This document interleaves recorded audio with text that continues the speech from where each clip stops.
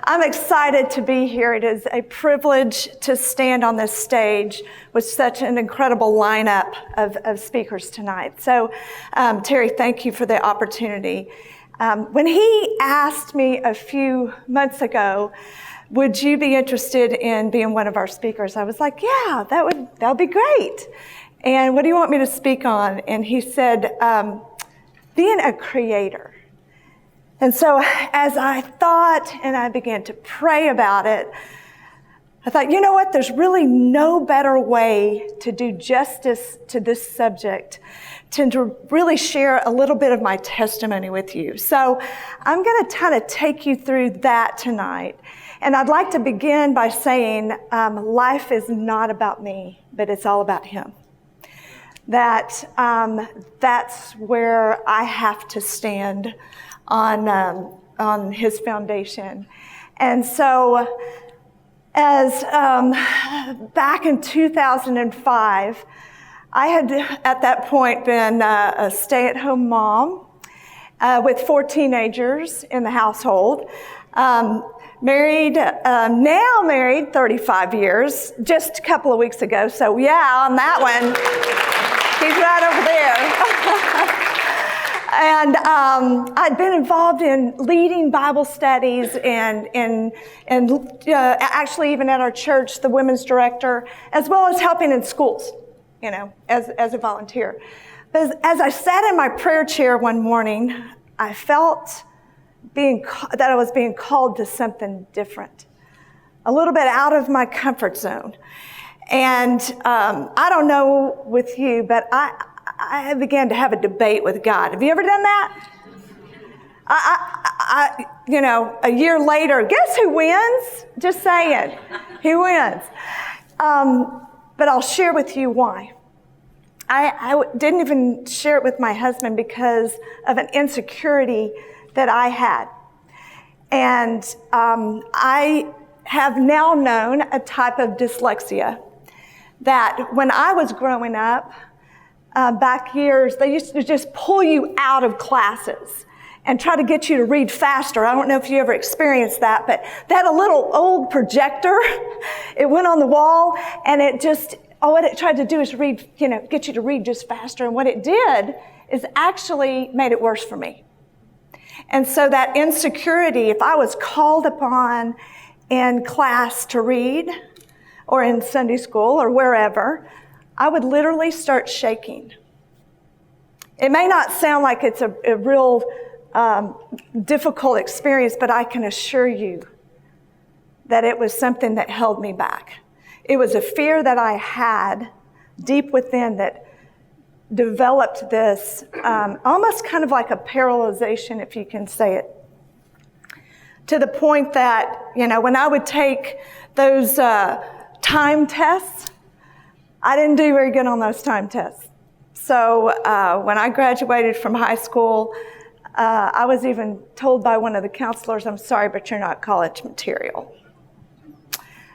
I worked hard, though, and so my grades didn't reflect that. Thankfully, I was able to get into A&M. Out there? Yeah, okay. But that fear stuck with me. And so this was where my debate was. If I am called to move to this position, because where I felt called to was to go and stand before people, and women specifically, in a Christian setting at that time, and speak to them and encourage them about their walk with the Lord. But I knew that if I did that, I would have to read his word in front of people. Let me tell you something. That was scary. That put a fear in me because I didn't want to mess up his word and reading. And all of a sudden, and I'm not kidding you, just a sweet little tender voice, after this year debate, I heard this, I know you, I created you, and I created you exactly how I formed you to be. And so guess what? You're right. In your own strength, you can't do it. But I'm going to do something in you that you can't do yourself. So kind of in a moment of, whew, I thought, okay, now I think it's time for me to share this with my husband. And as I did, his encouragement came back. And then I had other friends begin to encourage. And I thought, I don't want to get there one day and him say, I handed it to you, but you turned it away out of fear. So, okay, whatever that means, let's go. So I began to speak at events and conferences and some things like that. And I can say with a little lump in my throat that he did in me what I couldn't do myself. I can't even remember a time reading when I messed it up, because he did it for me. I share that to say, as I began to see that this was a calling upon my life, I felt there was a verse that kind of came to me. It was Isaiah 30:21. Powerful, powerful. Became one that I stood on. And it says, when you turn to the right or to the left, listen to the voice behind you as he says, this is the way, walk in it. And so step by step, and as we moved forward, by 5 years later, we had become a nonprofit. And I had asked a friend of mine to be part of it. Because of my dyslexia issues, I'm a visual learner. And so when I would go and speak at these retreats or these conferences, I would have skits that went with it, because I thought there's others out there that have a difficulty in learning as well, probably. And visually, that might be a great opportunity. Well, Robin Murray came alongside me and she would write dramas. In 2010, I wrote my first book, which was actually a Bible study, a 10-week study, that in the publishing stage, I thought, how cool would it be if I asked Robin to write a mini-series to go with it? And the lessons are embedded in the storyline. So she said, I would love to do that. Well, we thought we would just find someone who we could do like a little black box theater and just video it. And so we found a guy, Jake Allen, who liked to have a camera in his hand. And we asked him, hey, would you like to be part of this process of just videoing? And he goes, well, I'm in the midst of lighting classes and production classes at Lone Star, which we didn't have a clue about. And he said, we're not going to just videotape something. We're going to make a movie. And so step by step, remembering back to listening to that voice behind you, as he says, walk in it, step by step, we're starting to see more people that became involved. That fear back here that could have held me back from what it was that God had planned and what was going to happen, I had to let go of that. Again, we're seeing this step forward. We created our first little movie. We had one camera at that point.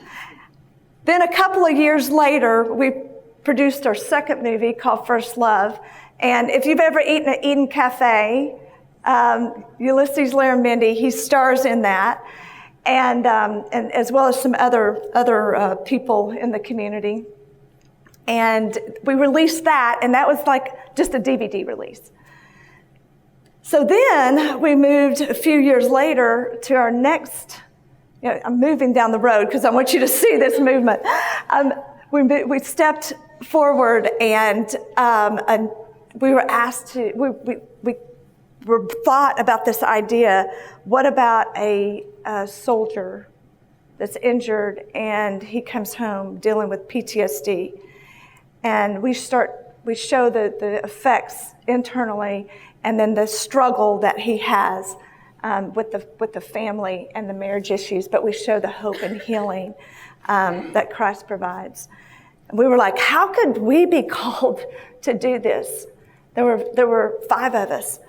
How could we be called to do this? Because we aren't in military families. We didn't grow up in military families or first responders. We're not married to any. How could we be called? Again, we felt that same thing after we prayed. We felt like we were, I'm going to equip you. I just need you. I'm calling, not the equipped.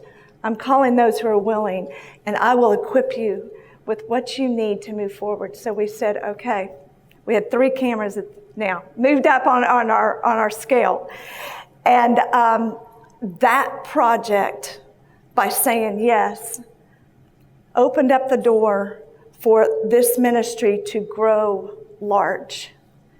We became Reflective Media Productions, and out of that, there was, in our creation of We Are Stronger, I don't know, has anybody ever seen it, the movie We Are Stronger? Awesome, okay. If you haven't, it's on Amazon Prime. We've also got videos back here, but it is on Amazon Prime, so all you have to do is click on it. You may see some people you know, like Ulysses Laramendi and some others, but these, it was amazing, the real stories, the real life stories that are in there of burn survivors, of those that have served our country through the military, as well as firefighters and first responders. As we were in the midst of producing this and finalizing it, we showed the trailer at a church one morning. And as I walked out, the couple follows me out and says, "Excuse me, ma'am, but your movie is our life." And so as I get over to them, this young couple, and tears are falling, and she says, what you're going to do through this movie, you're going to bridge a gap between the military world and the civilian world. I believe that. Now I am sitting there with tears because I'm like, if a 2-minute trailer does this, what is a movie going to do? So out of that birthed what's called the Stronger Alliance. If you get a chance to go look at the website, it is a collection of organizations across the country and resources that people can go and find. And that has multiplied as we are now into breaking strongholds. If you know, our movie series we're working on where Terry is our detective in there and has done a fantastic job. And Judge Mack has a little bit of influence over there too. His face will be in there too with the task force. So my point is to show you that when you say yes to where you're being called, you don't know really where that's going to go, because it's not about us. It really isn't. It's about the calling that is on you. We now produce also PSAs. We're known as media missionaries. And I'd love to show you, just real quick, one of our latest PSA that just released. This is Jessica. She made a new friend a few months ago online. His name is Dylan, and he's a sophomore in high school. They've become pretty close, and he's been there for her on her hard days, but they've never actually met face to face. But tonight, that's gonna change. Dylan is not actually a sophomore, and Jessica's parents have no idea what's about to happen. They just see a normal girl on her phone too much, and they want to respect her privacy, and they don't want to be too nosy. That's a decision they're going to regret.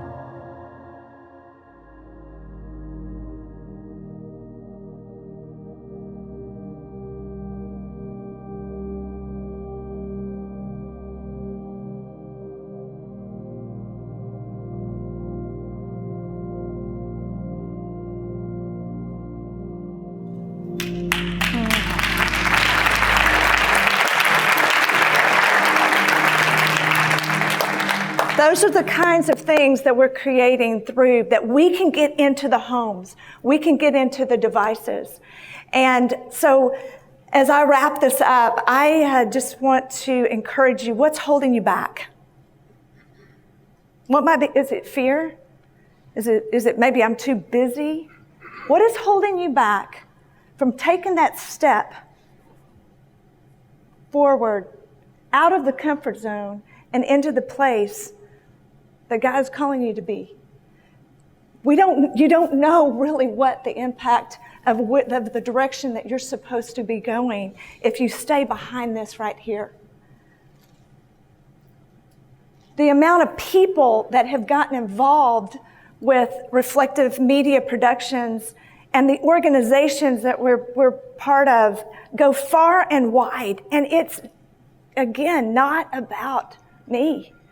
It's not about, it's just isn't. It's about working together with the collective effort of those who have a willingness to serve and, and to help others along the way. So I just want to thank you. I want to encourage you. I'll be back there. If you want me to pray with you tonight, I am here for you. And again, thank you, Terry, for the opportunity to be able to share my heart with you.